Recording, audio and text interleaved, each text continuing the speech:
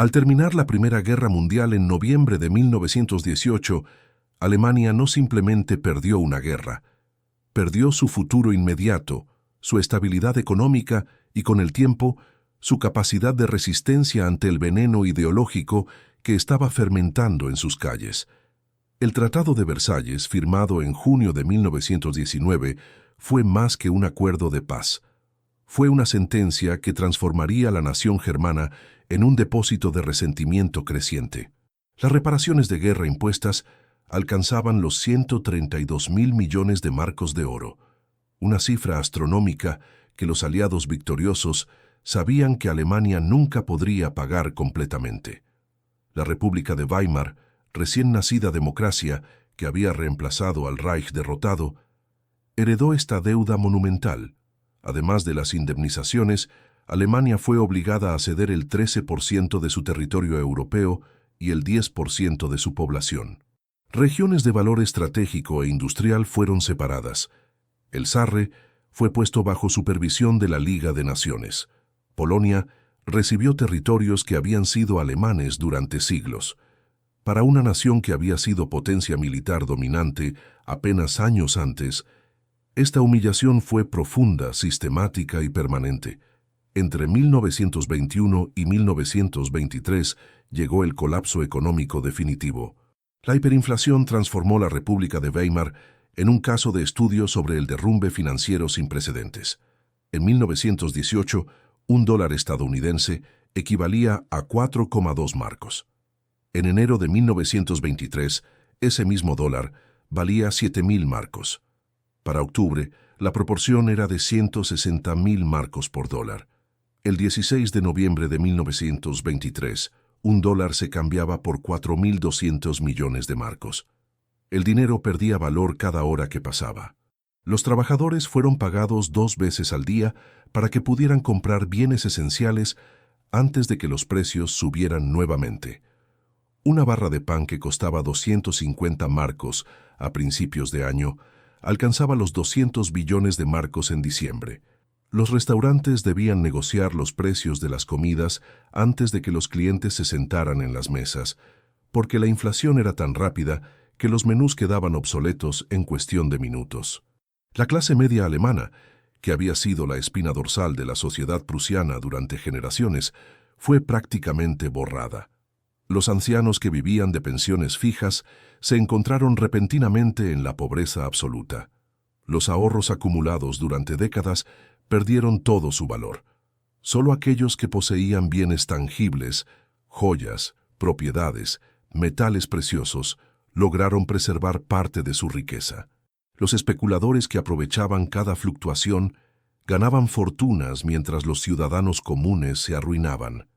La prensa alemana y los políticos, buscando culpables simples para una crisis tan compleja, señalaron a los banqueros especuladores, muchos de ellos judíos, como responsables de la catástrofe financiera. Aunque el análisis era históricamente impreciso, el daño narrativo estaba hecho. En 1924, con la introducción del Rentenmark, la inflación fue frenada. Alemania entró en un periodo de relativa estabilidad conocido como los Años Dorados de Weimar, pero el daño psicológico colectivo no fue reparado. Una generación completa había presenciado cómo los mecanismos de la democracia liberal y el capitalismo no los protegieron del desastre. La confianza en las instituciones se había erosionado profundamente. La fe en el futuro estaba rota. Entonces llegó 1929. El crack del mercado de valores estadounidense en octubre precipitó una nueva catástrofe global, la Gran Depresión. Los préstamos estadounidenses que habían mantenido a flote la economía alemana desaparecieron de repente. El desempleo se disparó. Las fábricas cerraron. En 1932, aproximadamente 6 millones de alemanes estaban sin trabajo, una cifra que representaba el 30% de la fuerza laboral. Las promesas políticas tradicionales de socialdemócratas, comunistas y conservadores parecían vacías. Los ciudadanos alemanes, traumatizados por la inflación de años anteriores y ahora enfrentados a desempleo masivo y hambre creciente, buscaban soluciones radicales.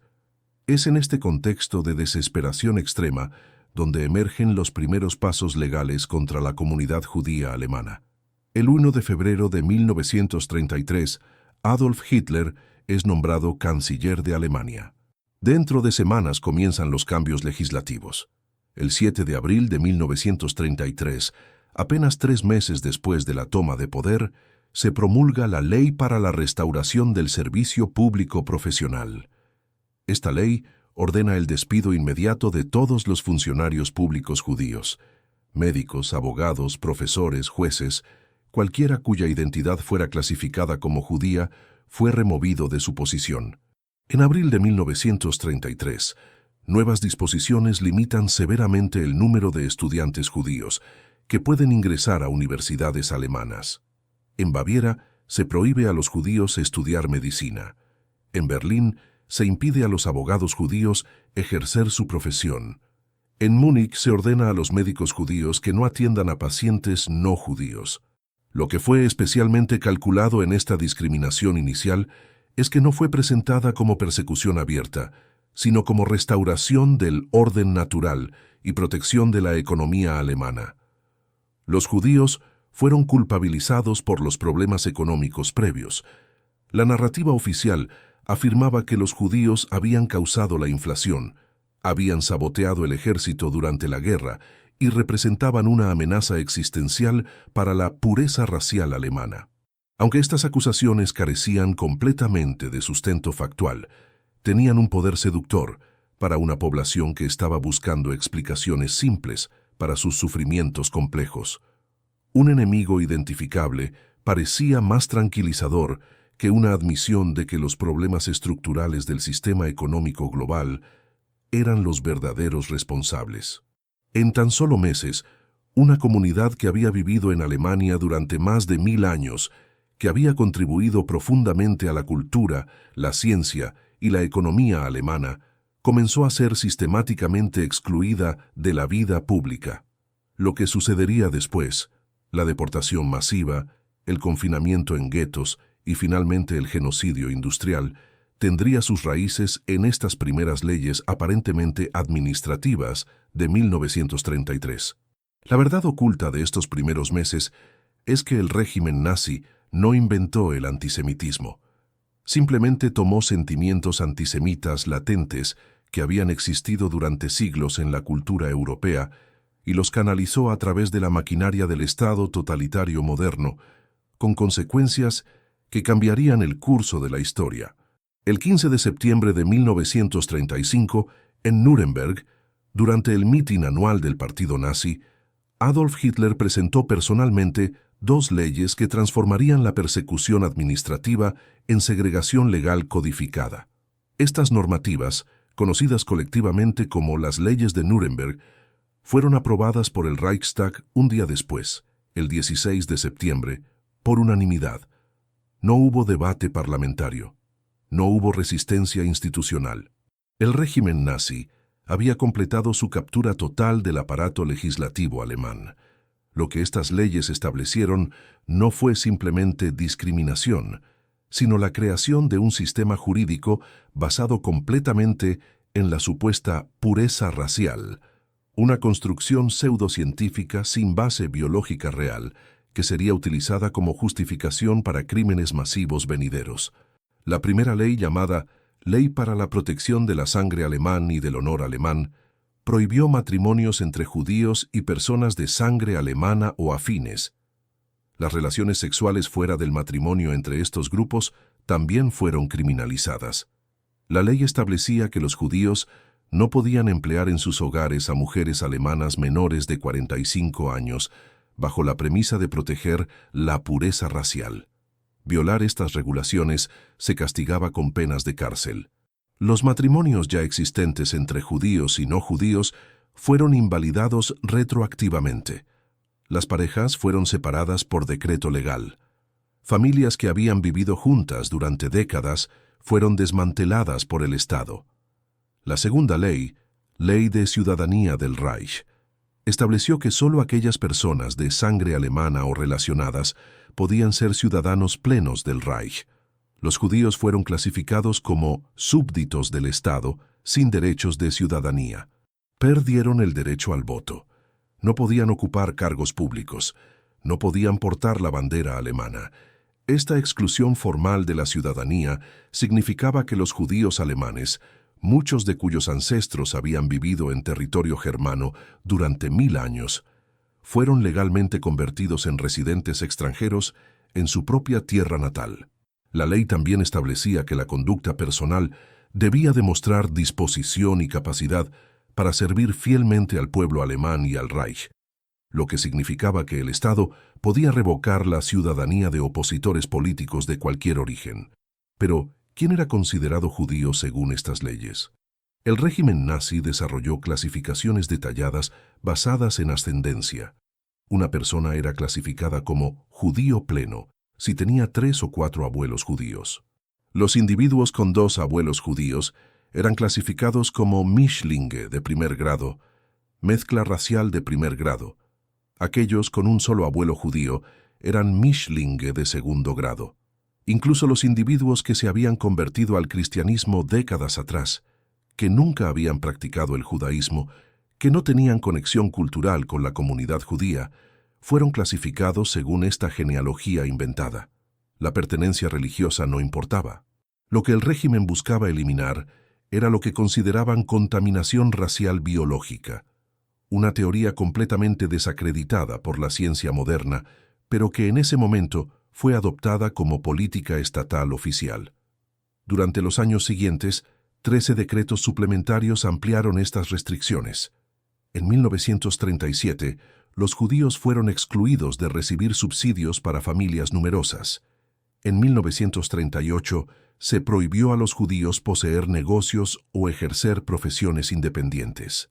El 30 de septiembre de 1938, los médicos alemanes clasificados como arios solo podían atender a pacientes arios. Los médicos judíos fueron reducidos a la categoría de tratadores de enfermos sin reconocimiento oficial. El 17 de agosto de 1938, todos los judíos alemanes fueron obligados a añadir el nombre Israel, si eran hombres, o Sara, si eran mujeres, en sus documentos de identificación. Sus pasaportes fueron sellados con una gran letra J de Jud, judío, para identificarlos inmediatamente en cualquier control fronterizo o administrativo. El 15 de noviembre de 1938, los niños judíos fueron expulsados de las escuelas públicas alemanas. Miles de estudiantes que habían crecido junto a sus compañeros no judíos fueron repentinamente separados. Las escuelas judías privadas intentaron absorber este éxodo masivo, pero carecían de recursos suficientes. Profesores judíos que habían sido despedidos de instituciones públicas ahora enseñaban en condiciones precarias. Los estudiantes judíos que habían sido prometedores en matemáticas, ciencias, artes, literatura, fueron privados del acceso a educación superior. Sus futuros fueron truncados deliberadamente por política estatal. Entonces llegó la noche del 9 al 10 de noviembre de 1938, la Kristallnacht, la noche de los cristales rotos. Presentada por los líderes nazis como una reacción espontánea al asesinato de Ernst von Rath, diplomático alemán en París, por un joven judío polaco llamado Herschel Greenspan, la violencia fue en realidad coordinada directamente por el régimen con la aprobación de Adolf Hitler. Miembros de las SA, las SS, las Juventudes Hitlerianas, el SD y la Gestapo recibieron órdenes de atacar sinagogas, negocios judíos, cementerios y hogares en toda Alemania y Austria. Durante esas horas, más de 400 sinagogas fueron quemadas o destruidas. Aproximadamente 7.500 negocios judíos fueron saqueados, sus escaparates rotos cubriendo las calles con vidrios brillantes que dieron nombre al pogromo. Cementerios fueron profanados, rollos sagrados de la Torá fueron arrojados al fuego. Cientos de judíos murieron asesinados durante los ataques o como resultado directo de las heridas recibidas. A la mañana siguiente, la policía alemana arrestó a aproximadamente 30.000 hombres judíos. No habían cometido ningún crimen. Fueron arrestados simplemente por ser judíos. Fueron enviados a campos de concentración como Dachau, Buchenwald y Sachsenhausen. Allí fueron sometidos a trabajos forzados, golpizas sistemáticas, humillaciones públicas y condiciones de vida brutales. Muchos murieron en los campos. Otros fueron liberados solo cuando sus familias pudieron demostrar documentación que probara que tenían planes concretos de emigrar fuera de Alemania. El mensaje del régimen era claro: los judíos no tenían futuro en Alemania. Debían irse o enfrentar consecuencias cada vez más severas. Después de la Kristallnacht, el gobierno alemán añadió una nueva capa de crueldad calculada. Los judíos fueron culpabilizados colectivamente por la violencia que habían sufrido. El 12 de noviembre de 1938, Hermann Göring convocó una reunión donde anunció que la comunidad judía alemana debía pagar una multa colectiva de 1.000 millones de marcos del Reich como compensación por los daños causados durante el pogromo. Los judíos también fueron obligados a pagar por la reparación de sus propias propiedades destruidas. Los seguros que cubrían los daños fueron confiscados por el Estado. Cualquier compensación financiera fue absorbida directamente por el gobierno nazi. Las víctimas fueron obligadas a financiar su propia persecución. Lo que las leyes de Nuremberg y los eventos subsiguientes demostraron fue que la exclusión progresiva no fue accidental ni improvisada. Fue metódicamente planificada, legalmente codificada y administrativamente implementada a través de cada nivel del aparato estatal alemán. Los jueces aplicaron las leyes sin cuestionarlas. Los funcionarios registraron las genealogías sin protestar. Los maestros expulsaron a estudiantes sin resistir. Los médicos rechazaron pacientes sin dudar. La complicidad no fue solo de los líderes nazis, sino de millones de ciudadanos ordinarios que participaron, observaron o permanecieron en silencio mientras sus vecinos eran sistemáticamente despojados de sus derechos, sus propiedades, su dignidad y, finalmente, sus vidas. Después de la Kristallnacht, después de las leyes de Nuremberg, después de toda la legislación discriminatoria, los nazis reconocieron que la exclusión legal no era suficiente. Los judíos aún existían en territorio alemán y ocupado. Debían ser removidos del contacto con la población aria. La solución fue el gueto, una estrategia medieval reinventada para la modernidad totalitaria. Un área específica de una ciudad, sellada física y administrativamente, convertida en una prisión sin barras, donde miles de personas serían confinadas en condiciones calculadas para maximizar el sufrimiento y minimizar la esperanza. El 16 de octubre de 1940, las autoridades nazis alemanas establecieron oficialmente el gueto de Varsovia. En cuestión de semanas, fue construido un muro de 3 metros de altura alrededor de un área de apenas 1,3 kilómetros cuadrados. El muro dividía barrios enteros. Vecinos que habían vivido lado a lado durante generaciones fueron súbitamente separados. De un lado quedaban los arios, del otro los judíos. Las puertas de entrada al gueto estaban vigiladas constantemente por policía alemana, gendarmes de la Wehrmacht y Ordnungsdienst judío, policía judía obligada por el régimen a implementar sus propias órdenes represivas.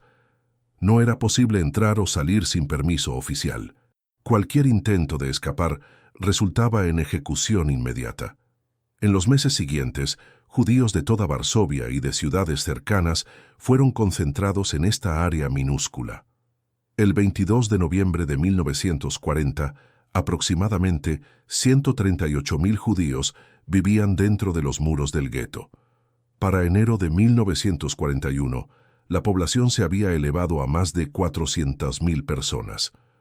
Para el apogeo del gueto, en 1942, casi 500.000 seres humanos estaban comprimidos en un espacio diseñado para una fracción de esa población. La densidad de población era sofocante. En algunos casos, 10 personas compartían una habitación de 2 por 3 metros.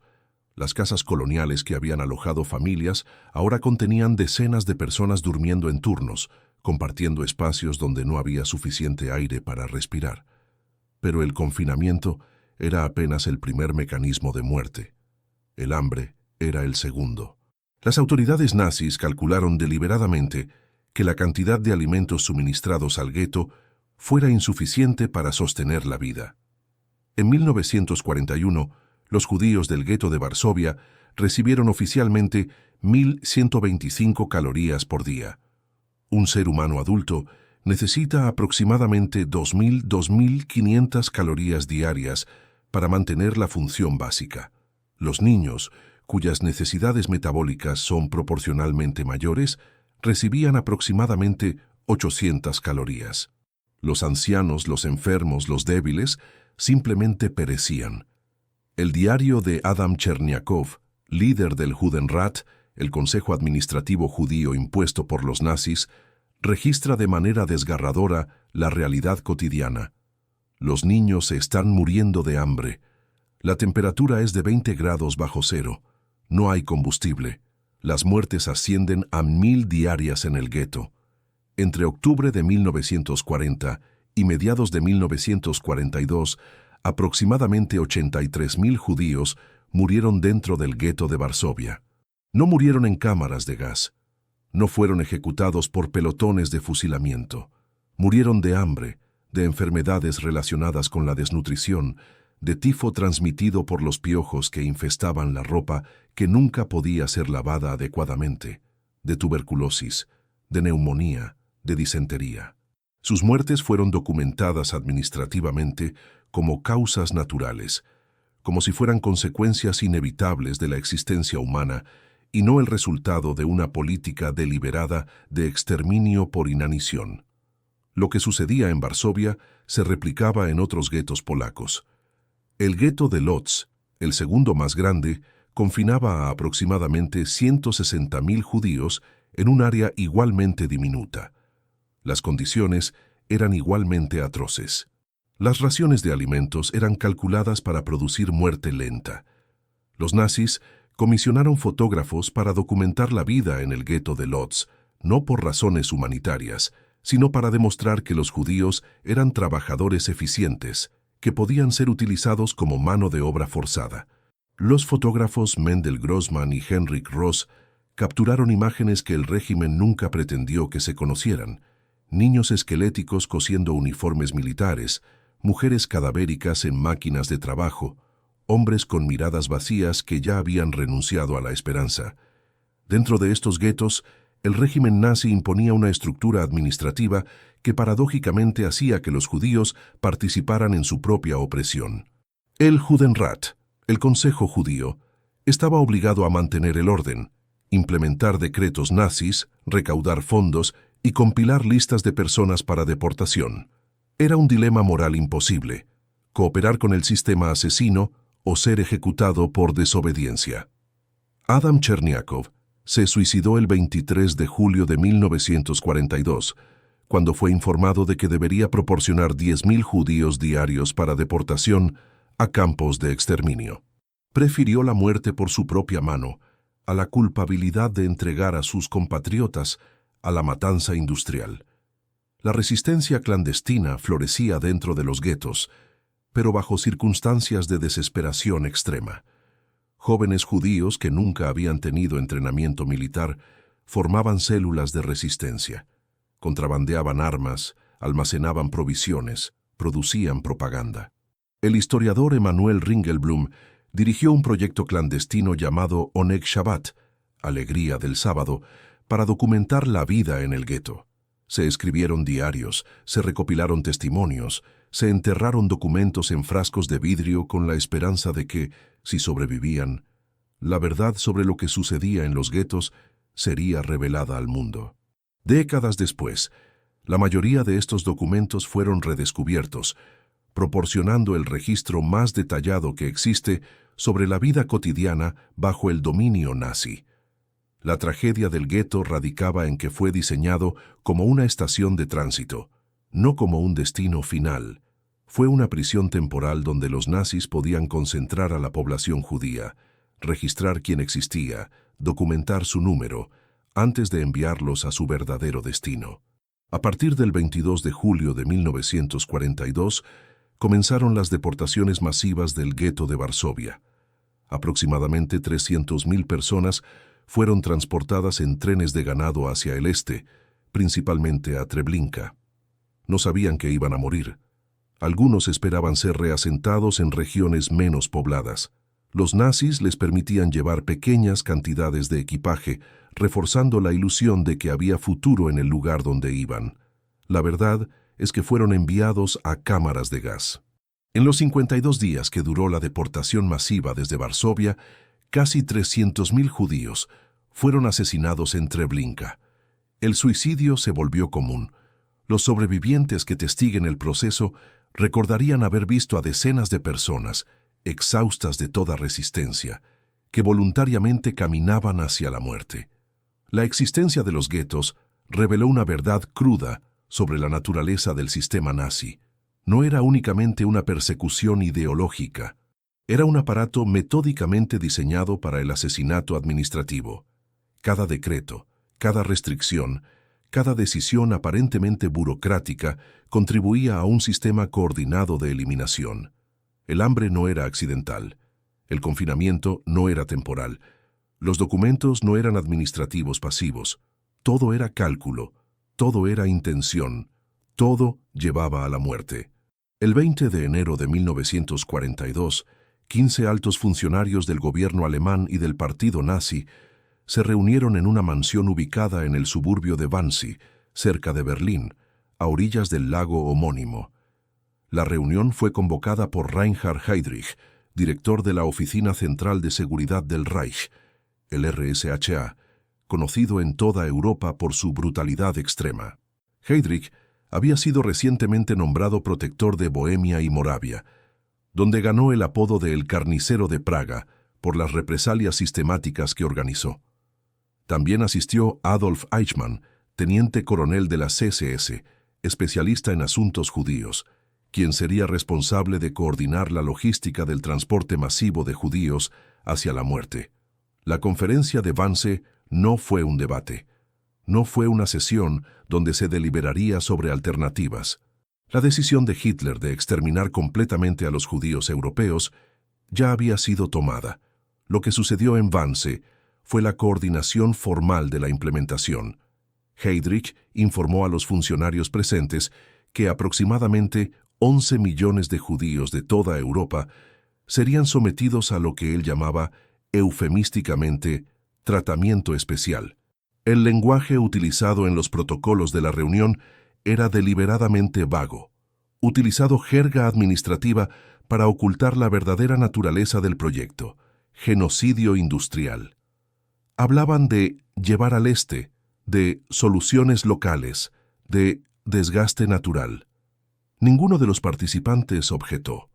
La complicidad burocrática fue total. El plan requería una infraestructura técnica sin precedentes. Los nazis no podían simplemente asesinar a millones de personas mediante métodos convencionales. Los fusileros de las Einsatzgruppen, los equipos móviles de matanza que operaban en territorios soviéticos ocupados, mataban mediante disparos, pero el proceso era ineficiente, psicológicamente traumático para los perpetradores y dejaba demasiadas evidencias visibles. Necesitaban un sistema que fuera industrial, que fuera rápido, que fuera limpio desde la perspectiva de quien lo administraba. La solución fue las cámaras de gas. Entre 1941 y 1942, los nazis construyeron 5 centros de exterminio, específicamente diseñados para asesinar judíos en escala masiva. Chelno fue el primero, comenzando operaciones en diciembre de 1941. Luego vinieron Belzec, Sobibor, Treblinka y Auschwitz-Birkenau. Cada uno fue diseñado con la misma lógica: estaciones de desembarque de trenes, áreas de preparación, vestuarios, cámaras de gas y crematorios. Treblinka, ubicado a 80 kilómetros al noreste de Varsovia, fue diseñado para procesar la mayor cantidad de víctimas posible. En su apogeo, Treblinka podía asesinar aproximadamente 13.000 personas diarias. Auschwitz-Birkenau, el campo más grande, tenía 4 complejos de crematorio con un total de 14 hornos, capaces de incinerar entre 4.000 y 8.000 cadáveres diarios. El proceso de muerte en los centros de exterminio era sistematizado y documentado obsesivamente. Los judíos llegaban en trenes de ganado, hacinados sin aire, sin agua, después de viajes que duraban días. Al llegar, eran separados por sexo y edad. Los que eran clasificados como aptos para trabajar eran seleccionados para trabajos forzados temporales. Los otros, los ancianos, los enfermos, los niños, las mujeres no clasificadas como trabajadores, eran enviados directamente a las cámaras de gas. Se les decía que iban a ser desinfectados o bañados. Se les daba jabón falso. Se les distribuían toallas. El engaño era deliberado para evitar pánico masivo. Una vez dentro de las cámaras de gas, se cerraban las puertas herméticas. Los guardias nazis vertían cristales de Ciclón B, un pesticida de cianuro de hidrógeno, en orificios en los techos. El gas era inodoro inicialmente, pero comenzaba a liberar ácido cianhídrico, un veneno letal. La muerte llegaba en aproximadamente 15 minutos, aunque mucha gente moría en segundos. Los gritos, los golpes contra las puertas, los cuerpos apilados encima de otros mientras las personas desesperadas intentaban alcanzar aire fresco. Todo esto fue presenciado por los Sonderkommando, prisioneros judíos forzados a trabajar en los crematorios. Los Sonderkommando era una unidad especial de prisioneros judíos obligados a remover los cadáveres de las cámaras de gas, arrancar dientes de oro de los difuntos, cortar el cabello de las mujeres, cabello que era enviado a fábricas alemanas para ser procesado en textiles, y cargar los cuerpos en los hornos crematorios. Estos hombres vivían en aislamiento completo, sabiendo que cuando su utilidad terminara, también serían ejecutados. Trabajaban bajo vigilancia armada constante. Algunos mantuvieron diarios secretos. Otros grabaron en ladrillos de las estructuras del campo frases en polaco, hebreo e yiddish, mensajes que simplemente decían: «Aquí murimos». Después del levantamiento del Sonderkommando en Auschwitz, el 7 de octubre de 1944, donde estos hombres lucharon desesperadamente contra sus guardias antes de ser masacrados, históricamente quedó claro que incluso en las circunstancias más deshumanizantes, la resistencia era posible. Adolf Eichmann, el arquitecto de la logística genocida, operaba desde su escritorio en Berlín. Nunca disparó un arma, nunca seleccionó personalmente a alguien para la muerte. Simplemente organizaba, calculaba, coordinaba transportes de ferrocarril, asignaba recursos, redactaba memorándums. Hannah Arendt, la filósofa que observó personalmente el juicio de Eichmann en Jerusalén en 1961, utilizó la frase «la banalidad del mal» para describir cómo un hombre administrativamente competente, pero moralmente ordinario, podía ser responsable de la logística que asesinaba a millones. Eichmann nunca pareció entender realmente lo que había hecho. Para él, era su trabajo. Había órdenes que seguir. Había eficiencia que demostrar. Había reconocimiento profesional que ganar.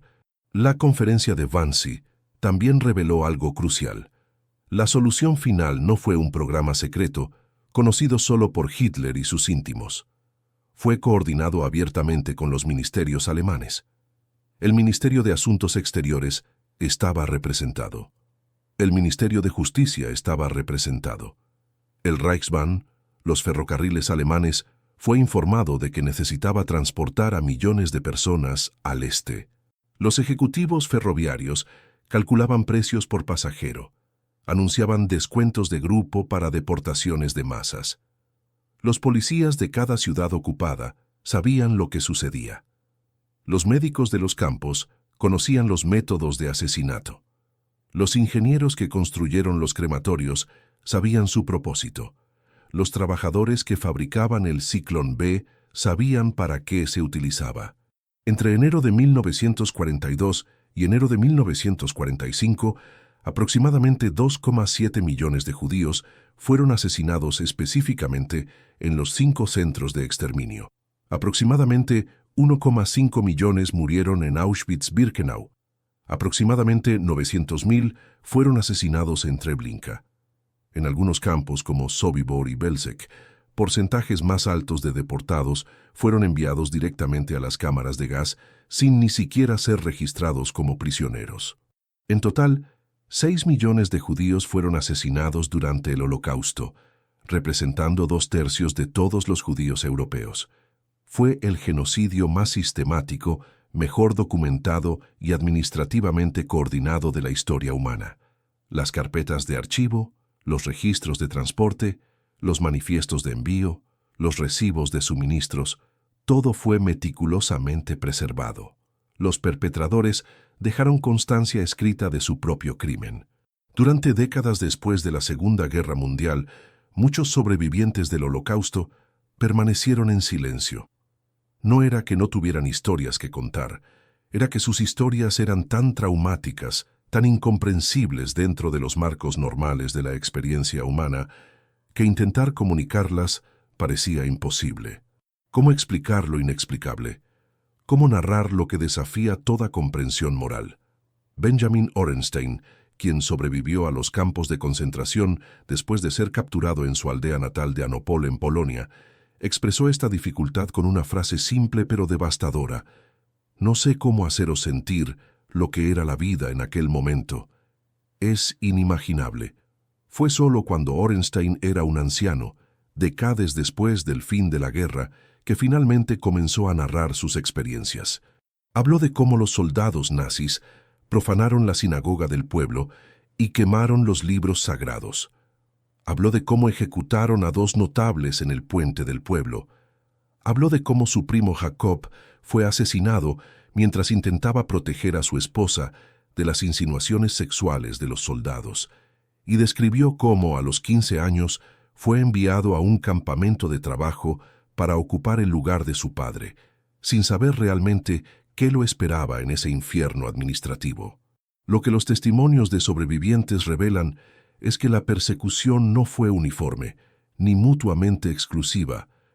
Las personas no fueron enviadas directamente de sus hogares a Auschwitz.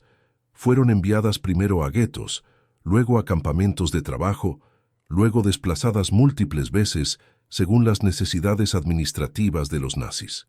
Julio Garner, un sobreviviente polaco, pasó por el gueto judío de Cracovia antes de ser enviado a 5 campos de concentración diferentes: Plaszow, Gross-Rosen, Buchenwald, Dachau y finalmente Ebensee, en Austria. Con cada transferencia, la brutalidad escalaba. En Plaszow, fue testigo de ejecuciones por horca ordenadas por el comandante Amon Goeth por la transgresión de que 3 jóvenes silbaban una canción rusa. Fueron ahorcados, cayeron al suelo y, según la tradición milenaria polaca, deberían haber sido perdonados. Goethe, sin embargo, ordenó que fueran ahorcados nuevamente hasta su muerte. Gardner recordaría esta escena de manera visceral por el resto de su vida. Lo que muchos sobrevivientes también testimoniaron fue la humanidad que encontraron en circunstancias improbables. Halina Wollo, quien nació en Varsovia en 1936 y que actualmente vive en Perú, fue salvada por su abuelo. Cuando llegaron los nazis en sus camiones para llevarse a los niños y las mujeres que trabajaban en las máquinas de coser en el gueto, su abuelo, que fabricaba abrigos, la lanzó entre los retales de tela y lana en el desván. El olor de esa lana permanecería en su memoria por más de 8 décadas. «Cada vez que entro en un lugar donde hay esas telas de lana, lo recuerdo», dijo Halina años después, a los 84 años. Su padre, con coraje extraordinario, organizó la evasión del gueto. Enseñó a su hija pequeña a rezar el Padre Nuestro en polaco. Escaparon de noche como cristianos. Su padre tenía amigos polacos no judíos que arriesgaban sus propias vidas albergando a su familia en 3 casas separadas de la zona aria de Varsovia. Los polacos tenían la orden de entregar cualquier judío que encontraran, explicó Halina. Ellos no tenían derecho de cuidarnos, de ocultarnos. Así que nuestros padres no podían visitarnos mucho. Aún así, estos extranjeros ordinarios, estos justos entre las naciones, como serían llamados posteriormente, eligieron la compasión sobre la conformidad. Eligieron la vida sobre la obediencia.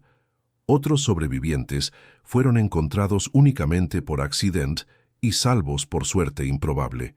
Un hombre cuyo nombre no ha sido preservado completamente en los registros, Estuvo escondido durante 10 meses, alimentándose con restos de comida que vecinos dejaban en la puerta de su casa como si fuera para los perros. Porque si alguien los veía dando de comer a judíos, serían castigados con la pena de muerte, explicó un relato documentado. A través de estas acciones pequeñas y arriesgadas, personas ordinarias salvaron vidas extraordinarias. Los testimonios también revelan la resistencia incluso en las circunstancias más imposibles. Jacob Drachman, otro sobreviviente cuyo testimonio ha sido preservado en archivos de memoriales del Holocausto, narró historias de solidaridad en los campos. De manera similar, otros sobrevivientes describieron cómo los prisioneros compartían porciones minúsculas de pan, cómo protegían a los débiles, cómo mantuvieron su humanidad, incluso cuando el sistema estaba diseñado deliberadamente para eliminarla.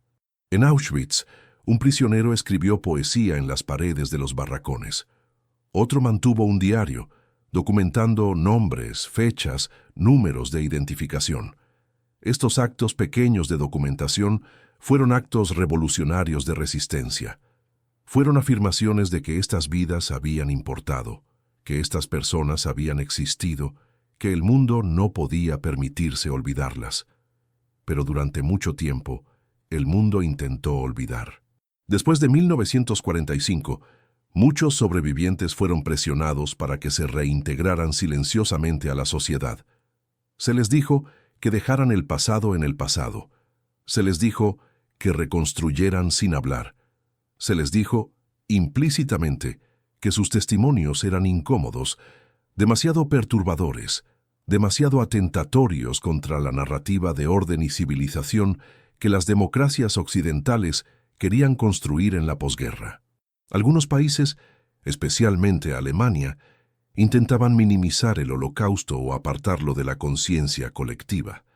Las personas que habían sobrevivido se encontraban entre mundos, demasiado cambiadas por lo que habían experimentado para regresar completamente a la vida anterior, pero bajo presión social para pretender que nada extraordinario había sucedido.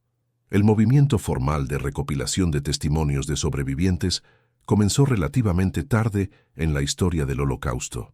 El Instituto Yad Vashem en Jerusalén, establecido en 1953, comenzó sistemáticamente a entrevistar a sobrevivientes. El Museo del Holocausto en Washington, D.C., fue establecido en 1993, casi 50 años después de la liberación de los campos. Proyectos como la USC Shoah Foundation, dirigida por Steven Spielberg a partir de 1994, comenzaron a grabar testimonios en video antes de que el tiempo arrebatara a los últimos testigos presenciales. Esto significaba que durante décadas, las voces más íntimas, las narrativas personales, los detalles que solo quienes lo vivieron podían proporcionar, permanecieron en gran medida no documentadas y no compartidas. Ahora, mientras envejecemos, estas voces están desapareciendo. Cada sobreviviente que muere sin haber compartido completamente su historia es un archivo de memoria que se pierda. Por eso es crucial, ahora más que nunca, escuchar activamente estos testimonios. Porque los sobrevivientes no solo cuentan lo que sucedió, revelan cómo sucedió paso a paso, decisión a decisión, acto a acto. Revelan los nombres de las personas que los salvaron. Revelan los actos de humanidad que continuaron incluso bajo el totalitarismo. Revelan las elecciones morales que se hicieron en momentos imposibles. Y en hacer esto, los sobrevivientes enseñan una verdad fundamental. Incluso en los tiempos más oscuros, la humanidad puede persistir, pero solo si nosotros, los que venimos después, elegimos cultivarla y defenderla activamente. La narrativa histórica tradicional del Holocausto ha tendido a enfatizar la victimización pasiva, como si millones de judíos simplemente aceptaran su destino sin resistencia. Esta narrativa es históricamente falsa. Desde los primeros días de la persecución nazi, hubo resistencia. No toda fue violenta. De hecho, la mayoría no lo fue.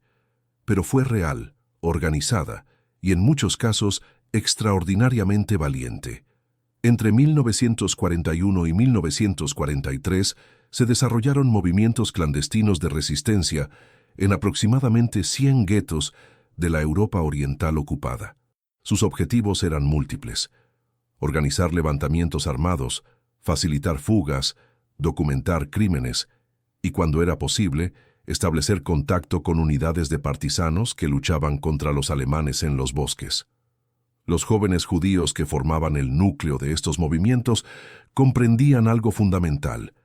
Sabían que un levantamiento no derrotaría a los nazis. Sabían que la mayoría de los combatientes moriría. Sabían que el régimen tenía acceso a tanques, ametralladoras y artillería. Aún así, decidieron resistir.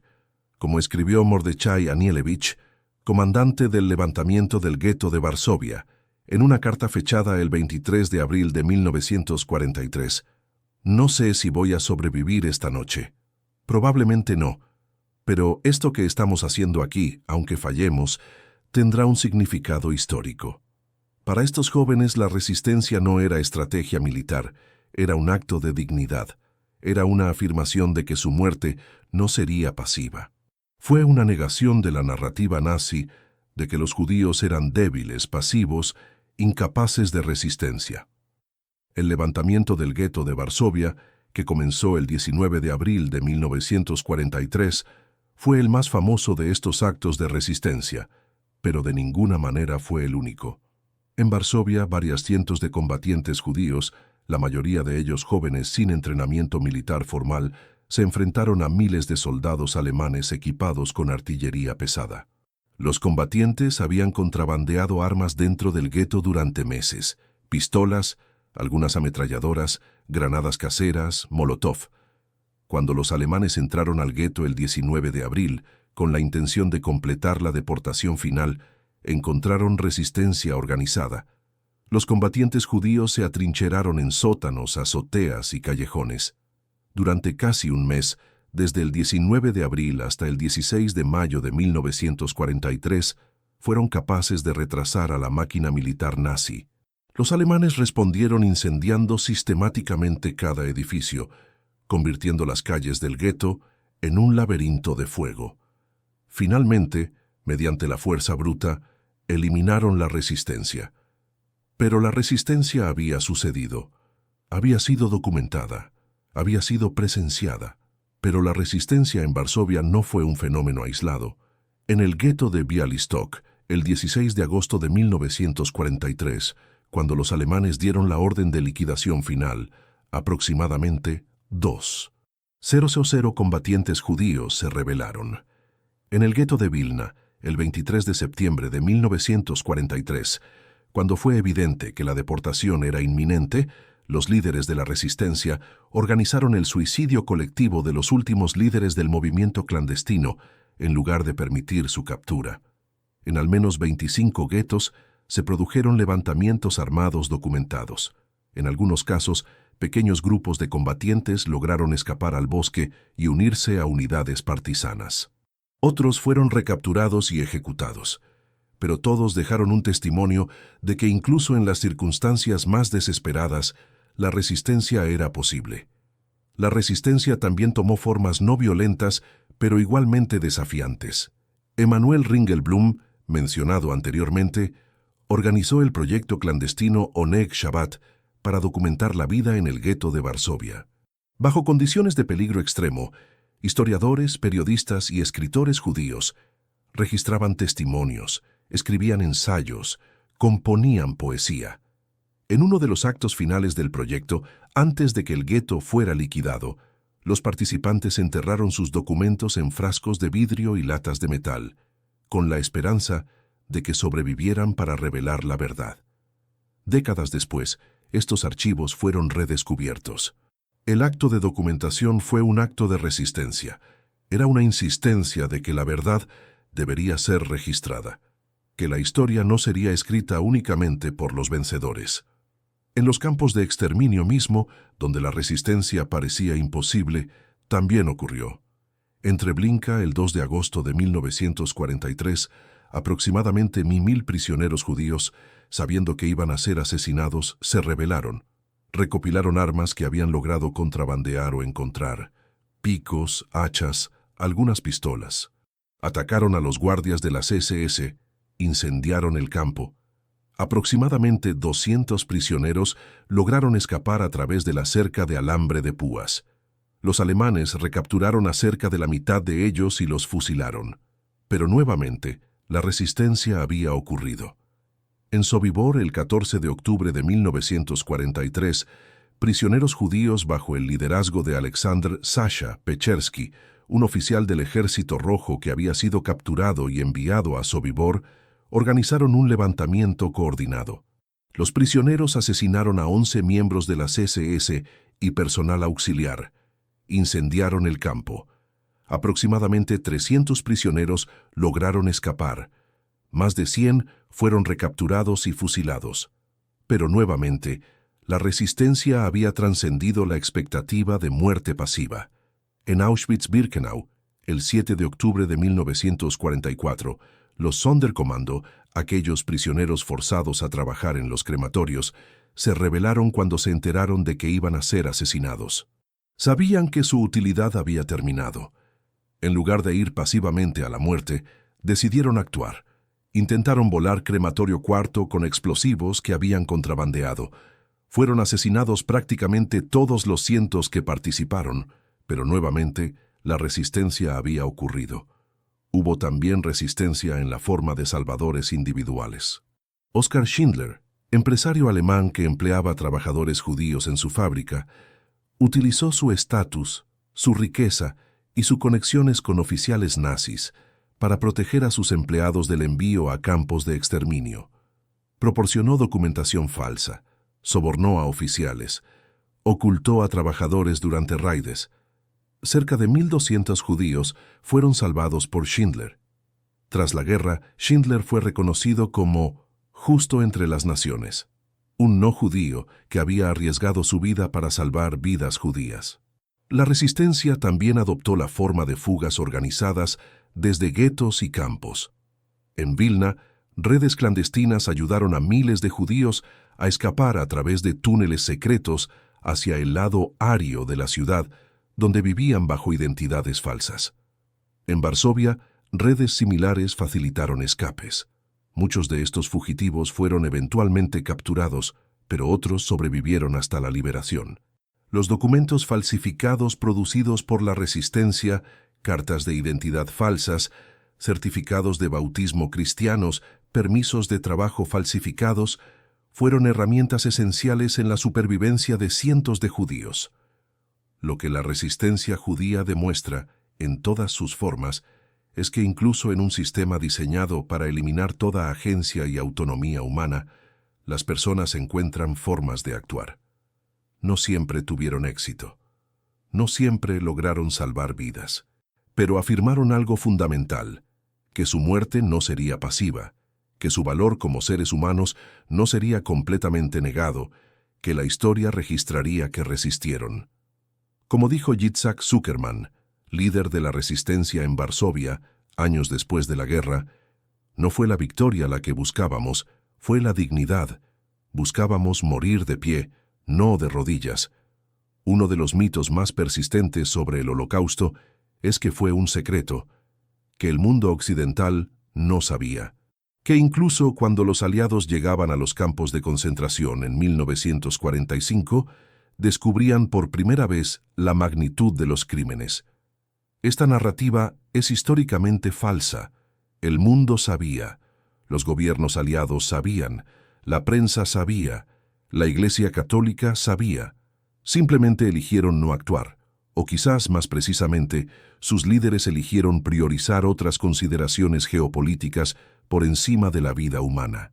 Lo que el Holocausto revela en su esencia más cruda es que la indiferencia sistemática es un acto de complicidad tan real como el crimen mismo. En mayo de 1942, más de 2 años antes de que los aliados liberaran los campos de concentración, la Bund, la Federación Judía de Polonia, logró enviar un informe extraordinariamente preciso a Occidente que describía detalladamente las masacres, los guetos y la existencia de campos de exterminio específicamente diseñados para asesinato industrial. El Vaticano, que poseía una red de informantes en toda Europa, confirmó independientemente que existía un plan coordinado para eliminar completamente a los judíos europeos. En agosto de 1942, el rabino Stephen Wise, presidente del Congreso Judío Mundial, recibió un telegrama de su colega en Ginebra alertándolo sobre estos informes. Se le advirtió específicamente que un industrialista alemán de confianza, quien tenía acceso a círculos cercanos a Hitler, había documentado un plan genocida sistemático. La información llegó a Washington, llegó a Londres, llegó a las cancillerías de los gobiernos aliados. La respuesta de los líderes occidentales fue principalmente de incredulidad.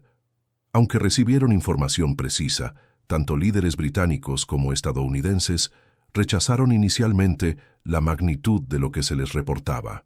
Parecía demasiado monstruoso.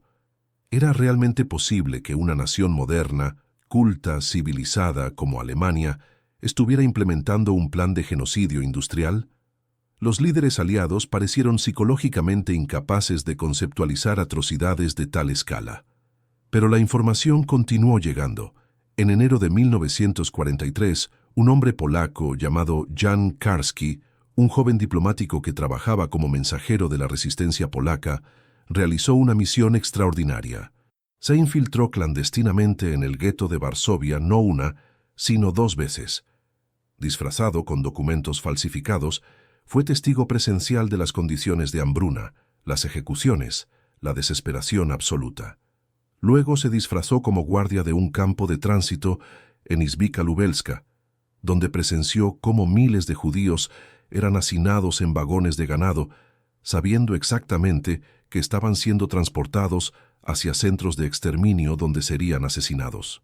Con esta información grabada en su memoria y en microfilm escondido en una cavidad corporal, Karski se infiltró fuera de la Polonia ocupada.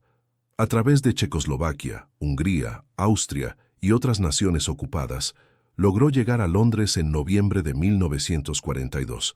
Se reunió con Anthony Eden, el secretario de Asuntos Exteriores británico. En una entrevista que debería haber cambiado el curso de la historia, Karski describió minuciosamente lo que había visto. La respuesta de Eden fue un rechazo tácito. Inglaterra ya ha hecho suficiente, aceptando a 100.000 refugiados, dijo. Luego fue enviado a Washington.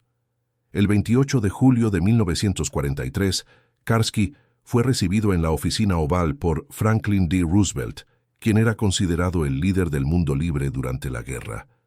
Durante 1 hora Karski narró los horrores. Roosevelt escuchó, pero no ordenó ninguna acción. No autorizó bombardeos sobre las vías de ferrocarril que transportaban deportados. No autorizó ninguna misión de rescate. No utilizó su considerable poder político o militar para intentar frenar el genocidio. Años después, en una entrevista grabada en 1981 para la película Shoah de Claude Lanzmann, Karski rompería décadas de silencio con palabras que expresaban la devastación de haber sido ignorado. Informé de lo que vi. Dios me permitió ver y decir lo que he visto. Me permitió dar testimonio, pero nadie actuó. Llamaría a la inacción de los líderes aliados el segundo pecado original de la humanidad. Su testimonio, que debería haber causado una reacción internacional urgente, fue archivado. Sus advertencias fueron minimizadas. Su evidencia fue considerada como propaganda de guerra improbable.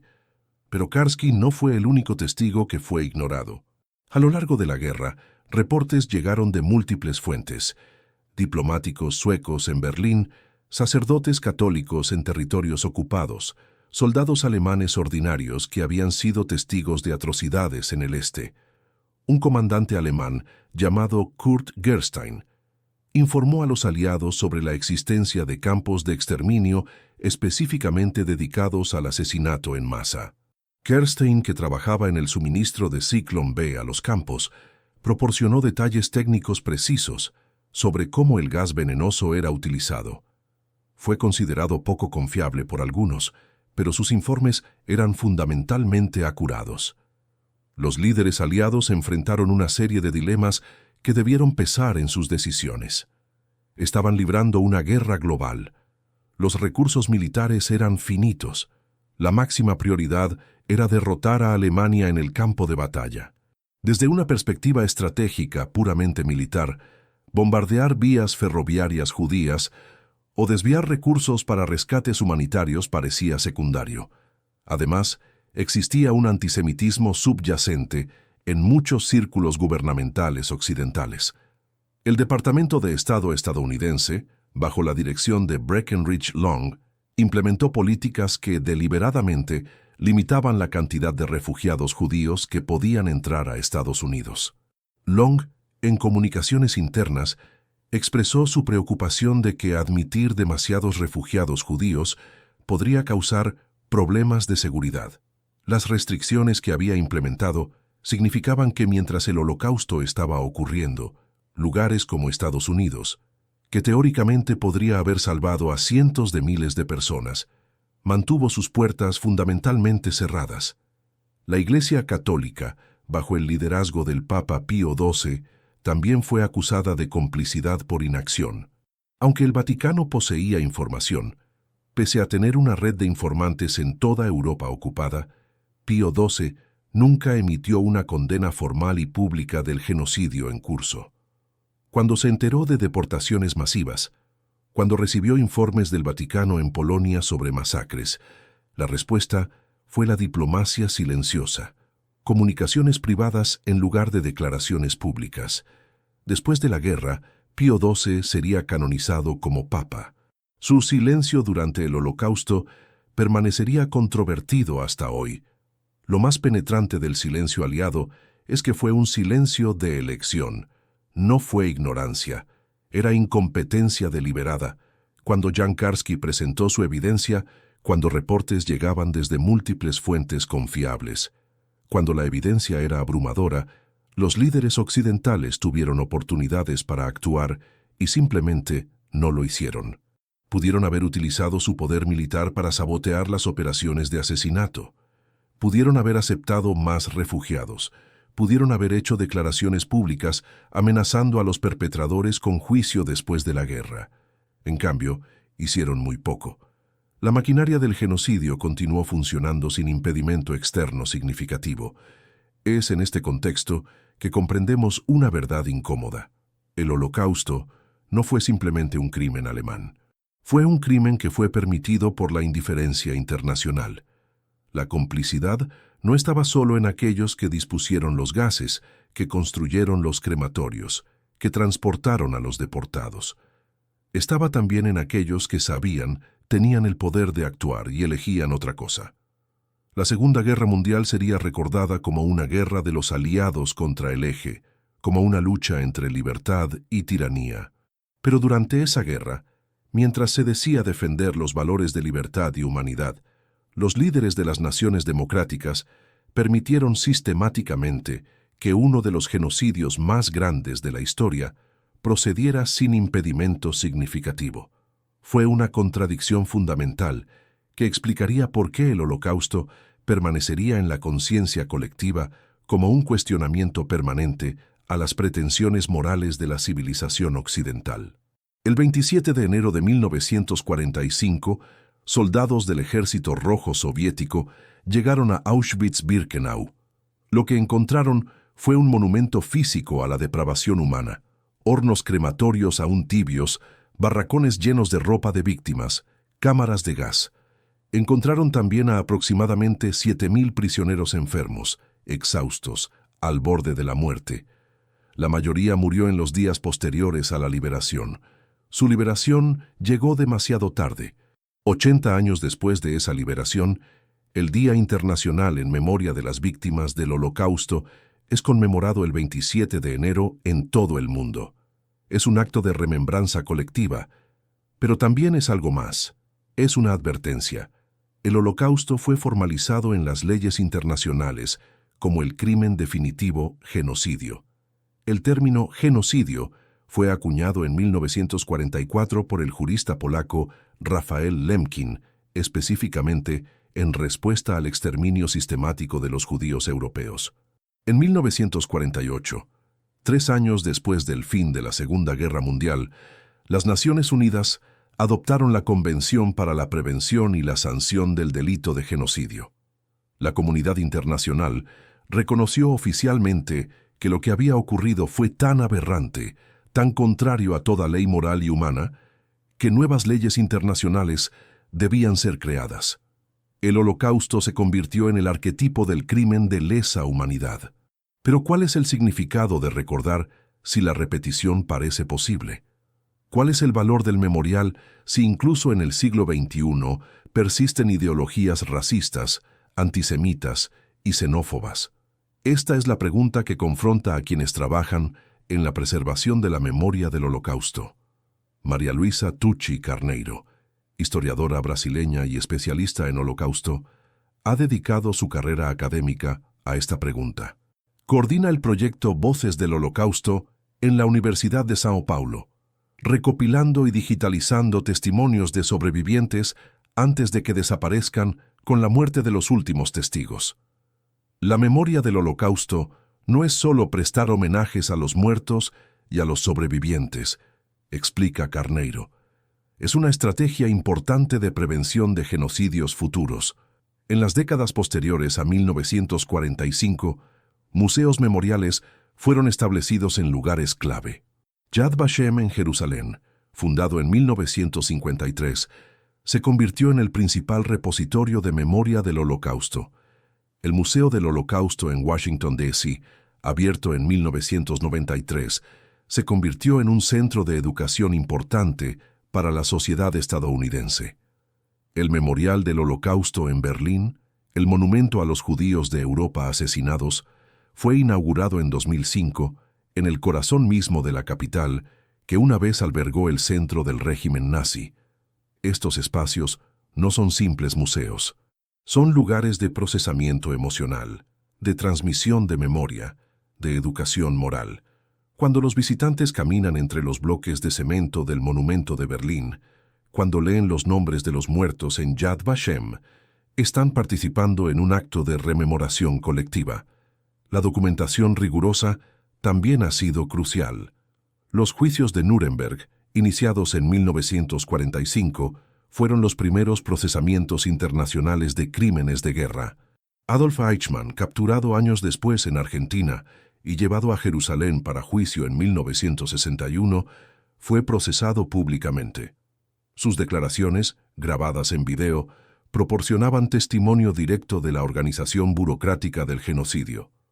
Las pruebas presentadas en estos juicios, documentos nazis originales, testimonios de víctimas y perpetradores, crearon un registro legal oficial del Holocausto que permanece hasta hoy. Estos procesos también establecieron precedentes legales internacionales, que incluso funcionarios que solo obedecían órdenes eran responsables de sus acciones. Pero la preservación de memoria enfrenta amenazas. El negacionismo del Holocausto ha persistido e incluso ha crecido en ciertos círculos. Hay quienes niegan que el Holocausto ocurrió. Hay quienes minimizan las cifras. Hay quienes pretenden que fue algo exagerado por la propaganda de posguerra. En Europa, particularmente en países como Hungría y Polonia, ha habido intentos de reescribir la historia del Holocausto para minimizar la responsabilidad nacional. En Brasil y otros países latinoamericanos, el resurgimiento del neonazismo y el racismo ha incrementado la urgencia de la educación sobre el Holocausto. El antisemitismo, lejos de desaparecer con la derrota de Alemania, ha persistido y mutado. En redes sociales, símbolos nazis circulan. Retórica antisemita encuentra nuevas audiencias. Es por esta razón que los historiadores subrayan la importancia crítica de la educación. No es posible preservar memoria simplemente a través de monumentos. Es necesario enseñar. Las escuelas en Alemania, por ejemplo, han implementado educación obligatoria sobre el Holocausto como parte del currículo, reconociendo que el conocimiento es la mejor defensa contra la repetición de la historia. En Brasil, proyectos como Voces del Holocausto trabajan para que la próxima generación entienda no solo que el Holocausto ocurrió, sino cómo ocurrió, paso a paso, decisión a decisión, cómo un sistema democrático fue capturado, cómo personas ordinarias participaron en crímenes extraordinarios y cómo el silencio de los observadores facilita el crimen. Lo que es absolutamente crítico comprender es que el Holocausto no fue un accidente de la historia. No fue una aberración inexplicable cometida por locos. Fue el resultado de ideología sistemática, de competencia burocrática, de complicidad institucional, de indiferencia internacional y de decisiones deliberadas tomadas por miles de personas ordinarias. Hitler no pudo haber matado a 6 millones de personas solo. Fue necesario que policías locales llevaran a las familias judías de sus hogares. Fue necesario que ferrocarrileros operaran los trenes. Fue necesario que ingenieros construyeran los crematorios. Fue necesario que jueces aplicaran leyes racistas. Fue necesario que sacerdotes permanecieran en silencio. Fue necesario que líderes aliados, sabiendo de los crímenes, eligieran no actuar. El Holocausto, por lo tanto, no es una lección del pasado distante. Es una advertencia permanente sobre la fragilidad de la civilización, sobre cómo sistemas de opresión pueden crecer gradualmente, sobre cómo el silencio es complicidad, sobre cómo incluso instituciones democráticas pueden ser capturadas por fuerzas antidemocráticas. Los sobrevivientes del Holocausto, durante décadas, testificaron sobre estas realidades. Ahora, mientras envejece esta última generación de testigos presenciales, la responsabilidad de preservación recae sobre aquellos de nosotros que vinimos después. Es por eso que es crucial mantener viva la memoria del Holocausto.